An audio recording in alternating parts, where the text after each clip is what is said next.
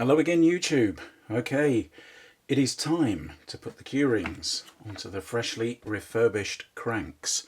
So let's just take a moment to remind ourselves of what those cranks looked like and the process that I went through to bring them back to their current condition.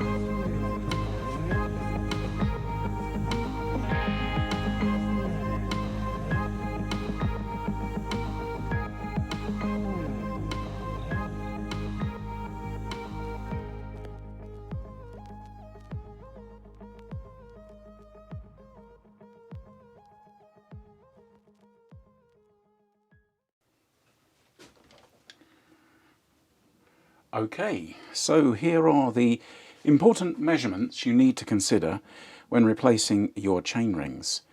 You will of course be worried about how many teeth are on the ring to make sure that you're matching like for like, or actually matching the gearing that you want in your final setup. So this one is a 50 tooth front, so I wanted a 50 tooth to replace it because I quite like my 50 to 34 compact. The next measurement you need to think about is, well, obviously fitment. Is it going to go onto my cranks? You know, is it Shimano, is it SRAM, Campagnolo or whatever? And will that be compatible with the cranks in my bike? Which you can usually find by referring to manufacturer's information. But then beyond that, there are a range of kind of universal chain rings, of which Rotor Q Rings are just one of many. For example, FSA makes standard chain rings that will go onto a SRAM or Shimano crank or all sorts of cranks. So the way that you can be sure that those rings are going to fit your bike, if they are completely aftermarket, first thing you want to know is how many bolts are in your crank spider. So here I have a 5-bolt setup.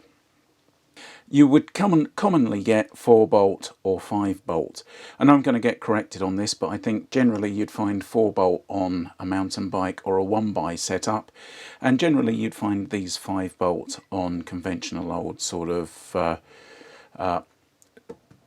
compact chain rings and road bikey type setups. In a 4-bolt setup, the way to find your next measurement is easy, because the next measurement you want to find out is called your BCD, bolt circle diameter. So that would be the diameter of a circle which, if you overlaid it on the chainring, would pass through the center of every bolt. The bolt circle diameter. So basically all it is telling you essentially how far apart these are in terms of diameter. Now on a 4-bolt setup, that would be quite easy, because all you'd need to do, let's say that this is a 4-bolt and these two are actually opposite each other, you would literally measure centre of hole to centre of hole, and that would give you your measurement. It's a little bit more complex on a 5-bolt setup, because obviously if I measure from that bolt to that bolt, that's not a diameter, that's kind of across the top third of the circle. So the way that we find these is measuring bolt to bolt like this. So I'm going to measure the center of one bolt to the center of another.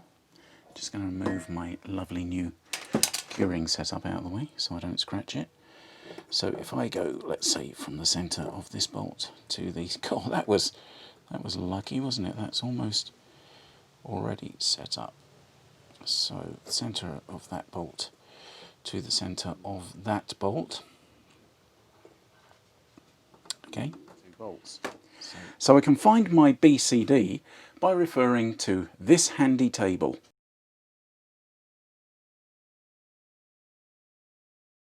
and I'll put a link to that table online in the description. So there you can see I've basically measured bolt to bolt. That's given me a measurement which I translated on the table into a BCD bolt circle diameter of 110 mil.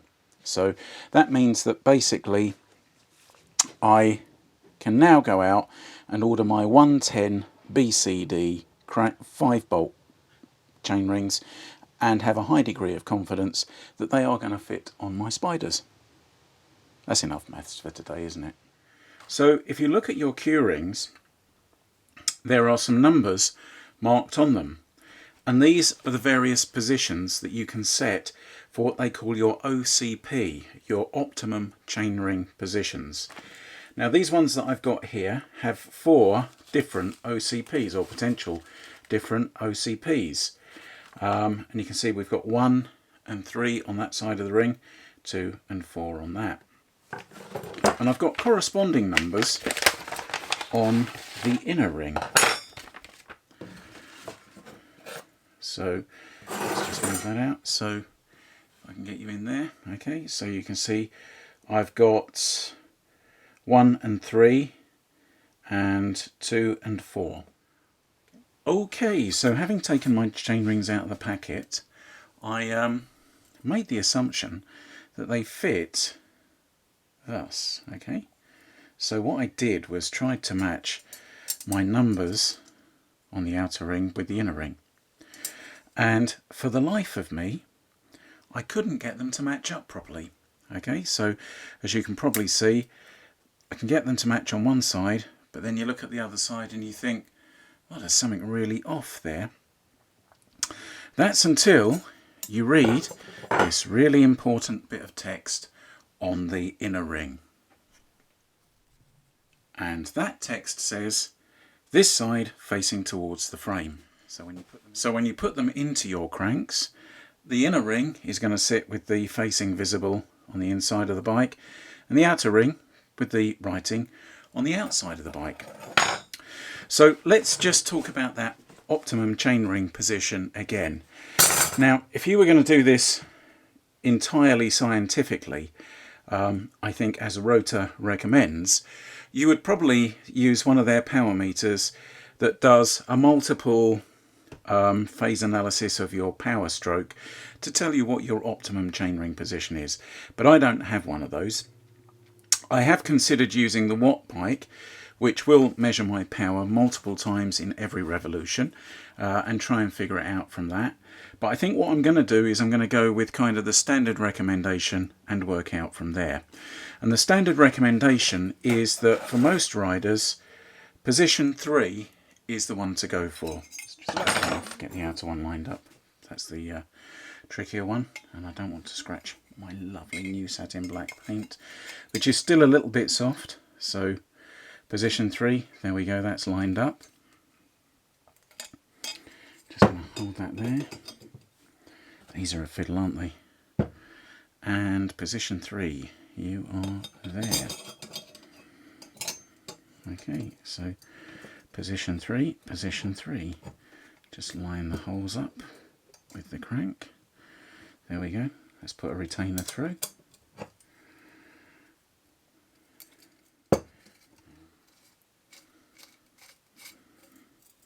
Okay, so let me just double check.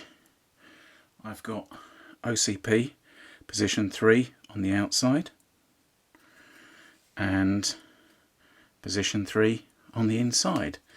So let me just fit the rest of the chainring bolts.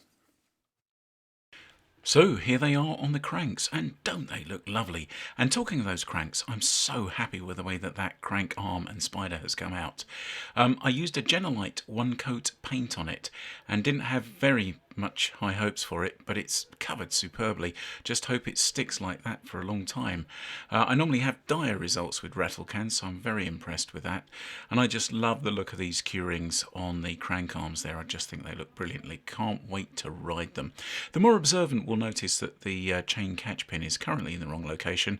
I did spot that, and it is currently in its rightful place under the crank arm. So in the next episode I will be setting up these on the bike with the front mech, which needs a slightly different setup to accommodate the taller rings. Anyway, thanks for watching YouTube. Hope you found that interesting, and I'll see you in the next one.